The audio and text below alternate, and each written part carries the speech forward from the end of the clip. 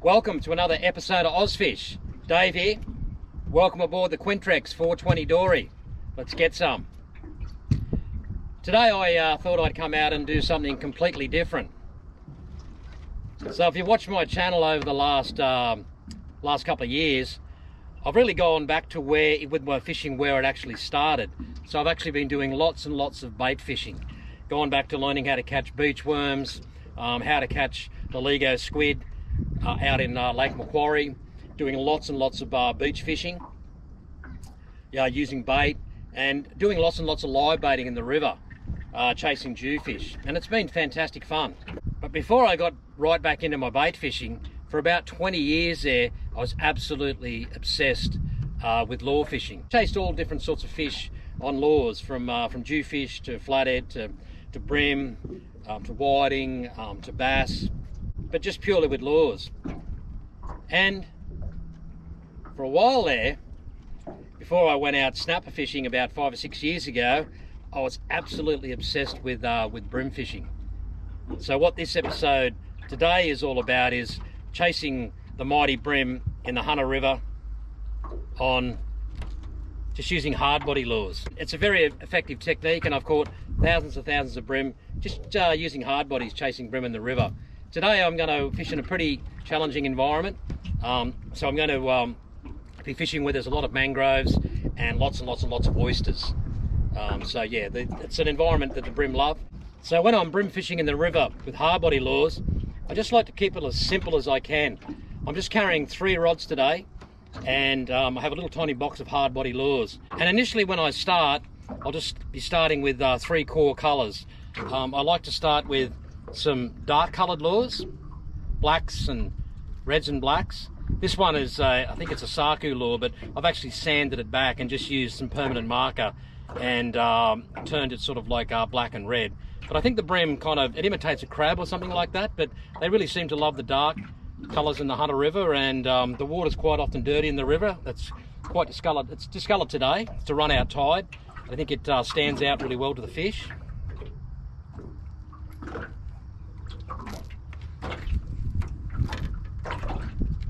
I also love to run these sort of like natural browns, which look a little bit like a crab maybe, or a little bit like a prawn, shrimp or something like they're hunting on. This one's a river to sea hard body lure. It's got a little bit bigger bib, so it'll get me down a little bit deeper, probably get me down 6-7 feet.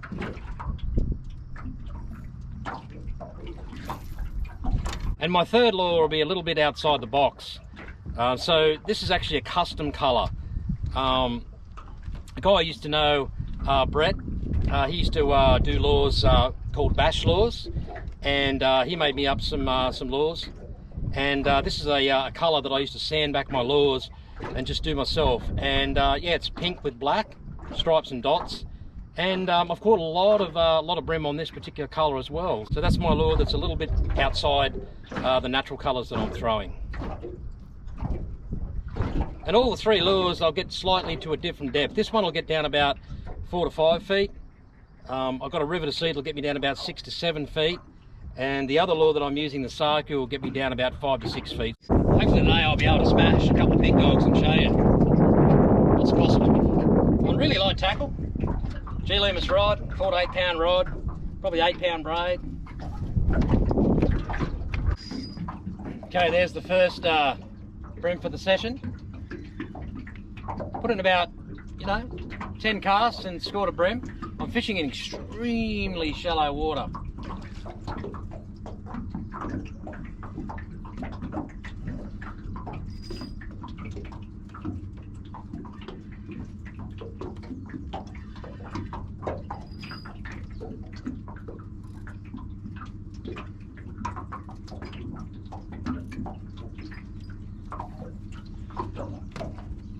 And what I like to do with the bream is, you've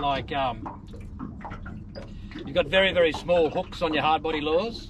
So I just like to fish with a very light drag setting.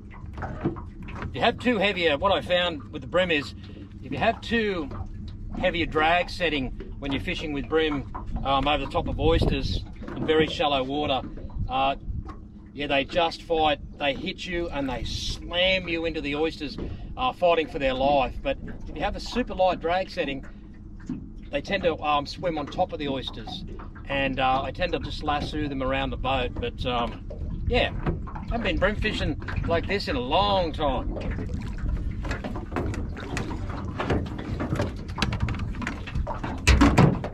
But yeah, it's really relaxing and sort of like really fun. And yeah, he's just a smaller bream.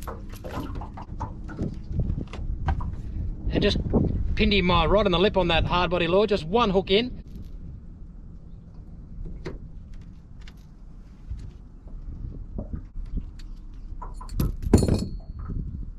So a little bream, he'd be legal, but so yeah, probably about 30. But yeah, I'm on a catch and release day, but yeah, they are a beautiful little fish. And yeah, I've got the side view or the side scan on the Garmin Echo Sounder on, and yeah, clear as a bell on the side view. Oh, there's another fish, but oh, that little fish jumped out of the water. Just little bream, but I can see the edge of the oysters clear as a bell. I can see the side view hitting it. I can see the shadow that it's throwing behind us. So yeah, it's working really well. Even though these are just little bream, what they are is that they're on the chew on the run out tide. Like there's no truer saying when you're bream fishing, when you're lure fishing, it's no run, no fun. What the bream really love is they love when the tide's moving really hard over the top of the oysters, and it must help them to hunt. But yeah, they're liking that dark coloured lure. Again, just pinned right with one hook. See you, mate? But the area of the river that I'm fishing, mate, there are some big dog bream in this part of the river. I mean big fish, like, you know, you'll hit fish up here, you know, like you know, 40, 45 centimeters to the tip. I'm talking about to the tip. You'll hit them 40 to the tip, you know, 43s to the tip, 45s to the tip. You know, you got a shot this time of the year of taking a 50 to the tip. You know, really, really big bream. Man, I've caught thousands of bream in the river on hard bodies, and over the years I have had some serious smokings just from like big bream. But since I really lightened up on that drag, yeah, I have been able to catch a lot more of those really big bream. For years I had a lot of drag, and yeah, they were just busting me off in the braid. They were just reefing 30, 40 metres off me immediately, and the braid was just laying down on the oysters, and they would just cut me off straight away. But quite often the light drag, yeah, they'll just smash and go out, which is really cool. You got to have a little bit of luck when you're chasing big dogs.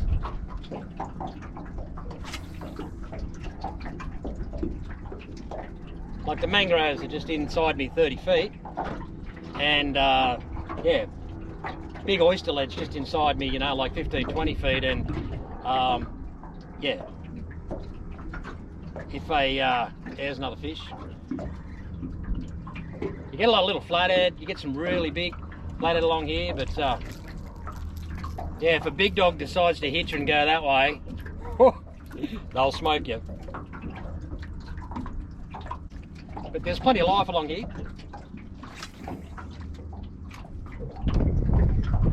You can see there's a crab trap up in front of me, one of the pro crab traps. He'd be fishing for mud crab.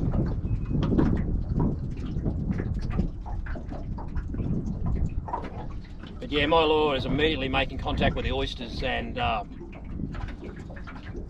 that's what the bream love. Yeah, I can feel that lure just bump on the bottom, and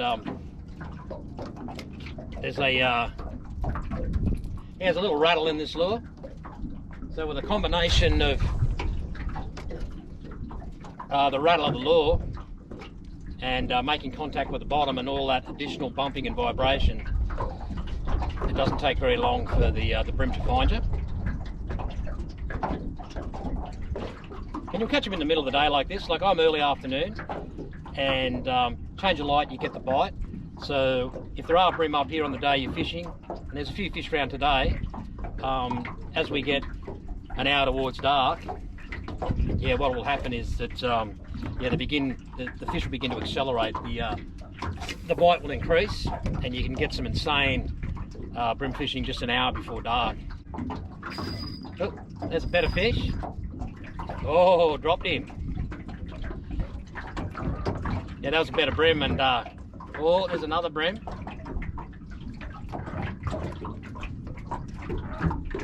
And that was a better fish, and he was going for the mangroves. But sometimes these, yeah, this pro trap is just in front of me.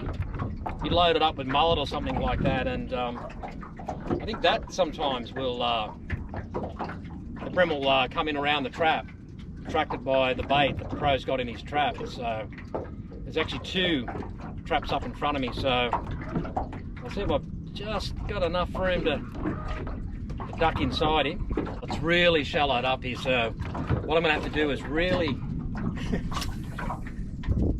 stick that rod up in the air, wind a little faster.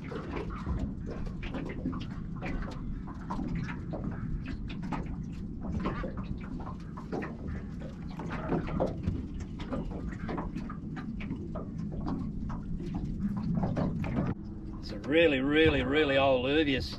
The bail arm doesn't work like it should. And line roller bearings a little noisy,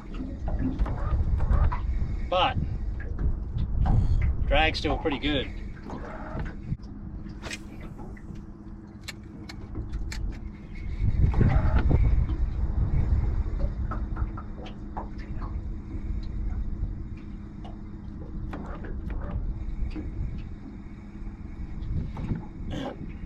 This is a Daiwa Commander rod, a really expensive rod, and I broke the tip off it, so it doesn't cast like it should, but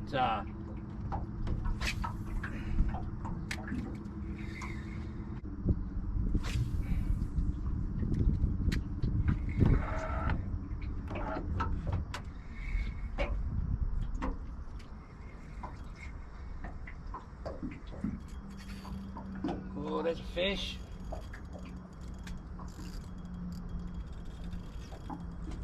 What he did was he got me right on top of the oysters. So what I tend to do is I fish this like mega loose drag, and it doesn't frighten him as much. And what that fish did, I'm not sure if this is a flathead or wanted to go back in. This could be a flathead, but sometimes with a really light drag, you keep your rod up a bit. If you're lucky, you can get them.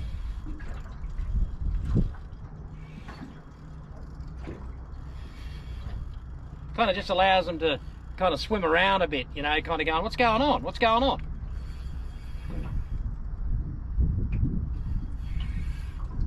Sometimes I just gently put my fingers on it.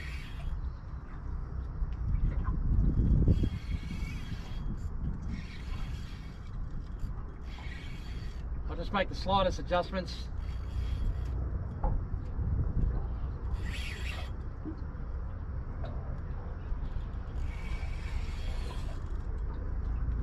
But if I had have approached this fish, tried to scull drag him on a lock drag, what would have happened was you could potentially just straighten them little hooks straight out, or what will happen is you'll panic these fish and they will just smoke you into the oysters and into the mangroves, yeah, so this is a bream. So what I can do is I can see him a long way from the boat, but what he's doing is he's actually swimming up on top of the oysters.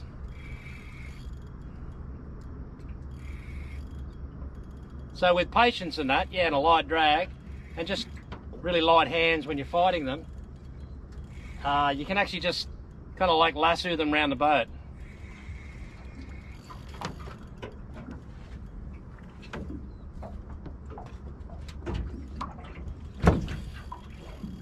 with any sort of fishing, the idea is just like, yeah, don't panic with them, just really take your time.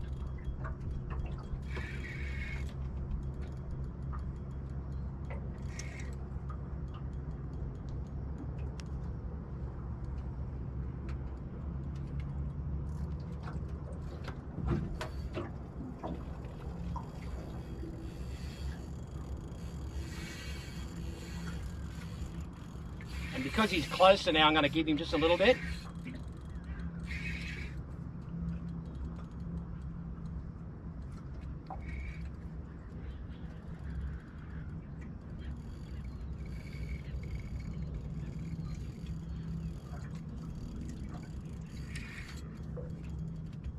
One-handed. Come on, mate. Come on, mate.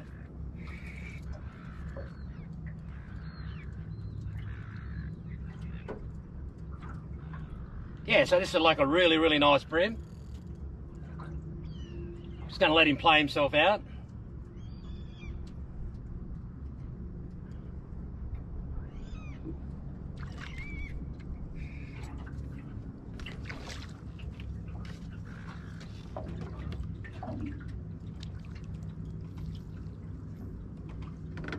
So yeah, like that's a cracking big travelling bream. Easy over 40, easy.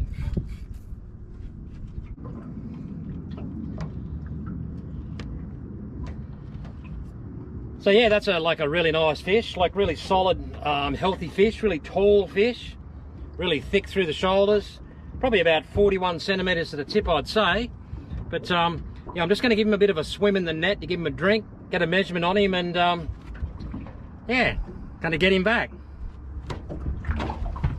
All right, yeah, so that's a cracking Hunter River bream. I caught on a hard body lure, right on top of the oysters, yeah, like just over 45 to the tip. So big blue lips. This bream's probably on its way to spawn in the ocean, so I'm going to swim it in the net, make sure he's got plenty of oxygen, and let him go. All right, yeah, that bream swam off really good. Actually went through a hole in my net. I'm going to put a couple of cable ties in it. But yeah, I mean, that's possible what's in the Hunter River. There's bream all through this system, you know, down really low, all the way through it, you know, like in the mangroves, on the oysters, you know, on the bridges, all over the place. But yeah, I'm kind of stoked that I could actually show you like a really big bream from the Hunter River, and the technique that I use when I'm actually fighting really big fish, how I just use a really, really light drag setting, and I just use really light hands, and I just don't panic, take my time. And quite often you'll just get the fish swimming around the boat. So there's a tip for you from Ozfish, works really good. Let's get a few more.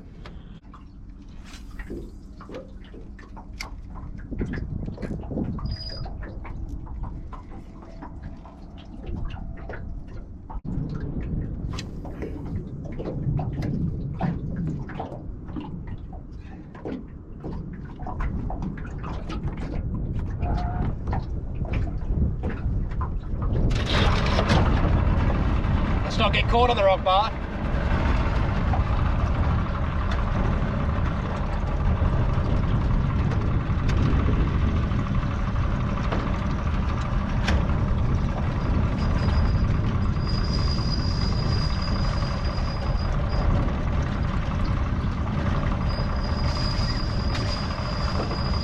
Wow. Big bream. Just picked me up on the rock bar while I was reversing out with that motor. And I'd say he's dropped over the other side of it, so I'm not going to do anything. I'm just going to drift up to it, use my electric.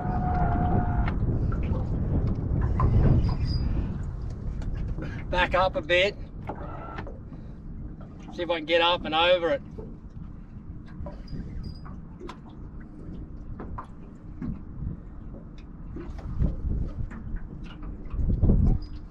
Oh wow, I can feel him. Good fish. He's dropped over the other side of it. Let's see if we can come wide and swing around him. Stop the electric, let's go out and around. Wow, that was a spin out. I was backing up on the motor, trying to get away from a rock bar that was like 5 foot in front of me, and I was dragging the lure with me, The big brims just cracked me, like, and dropped over this almost dry rock bar.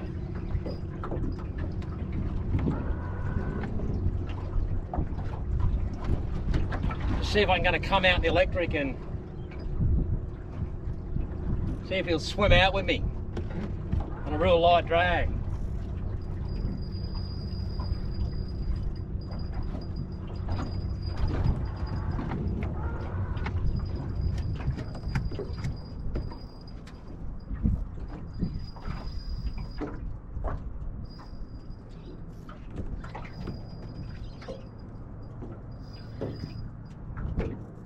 Oh yeah, sweet, I've got him out. Wow, I managed to get the electric and go round in a huge circle round the back of the oysters. And yeah, really good fish. Got a lot of line out on me.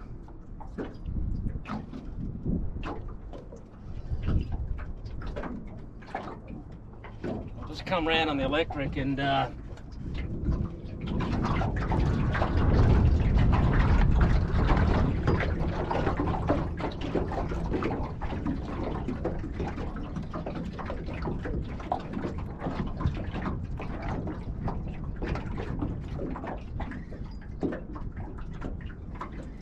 wow, got him out. Just going to drift along with the tide now. I'm at about 3 feet of water. Actually, I'm going to go out a bit on the electric.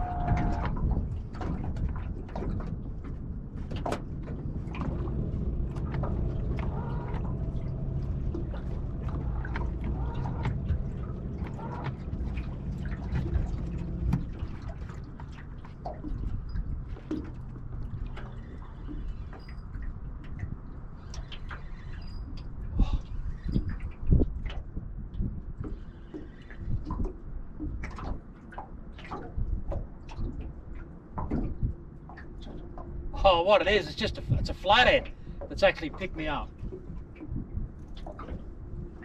Right in the shallows, probably about a 65, maybe a 70.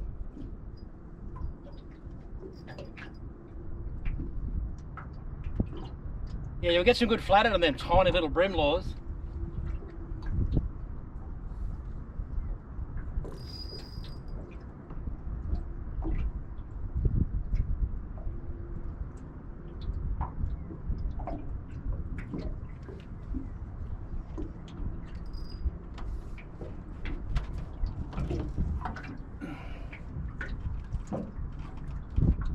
Just going to see if I can figure eight him.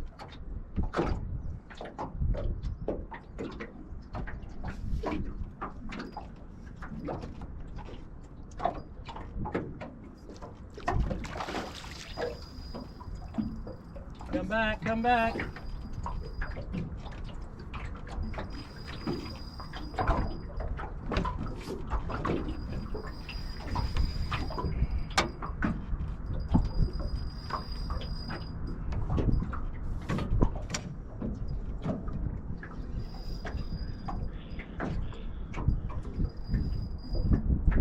You definitely don't want to rush them big flatty on a tiny little hook.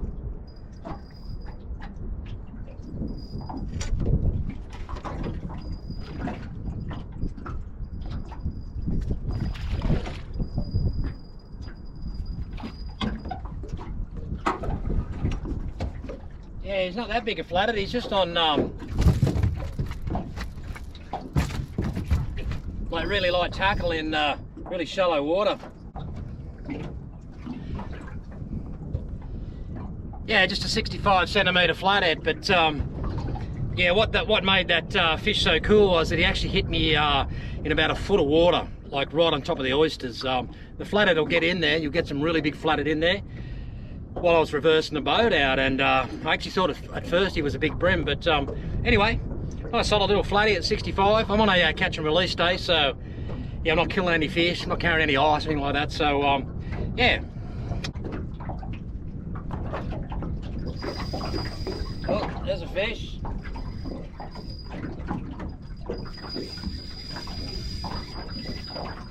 Good fish, really shallow water. typical big bream, what he's trying to do is he's trying to run me into a foot of water in the oysters. And I'm just going to relax with him and lasso him. So he made a mistake then. He went screaming in the right way, right into where there was a foot of water, and now what he's decided to do is he's decided to come out and look for a bit of depth, which is really good when you're brimming. So you're going to turn the electric off, drift down with the wind.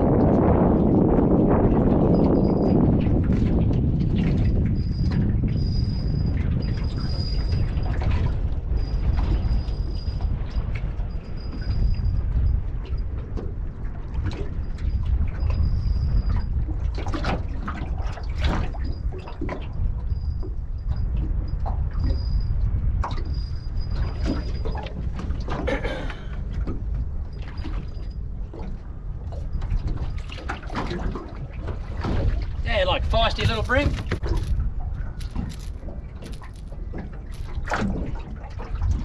Like, so what happened is, yeah, he's probably about a 36 or 35, but a bit of a Hollywood drag setting, but yeah, he definitely screamed in and then just turned around. But yeah, that's the idea. I do love the hard bodies. They're loving that that dark coloured lure today, like a crab. So yeah, get your back. Where's your mum and dad? Let's get them. All right, I'm going to wrap it up there on this episode before I lose too much light. So yeah, like that's something I haven't done in a long time. Just taking the light spinning outfits out and gone and chased bream on the hard body lures. So it wasn't too bad a session. It was fun. You know, like on this session, I'm basically just using spinning reels, 2,000 to 2,500 size spinning reels, and I'm spooled up with a 6 pound braid on some, 8 pound braid on the others.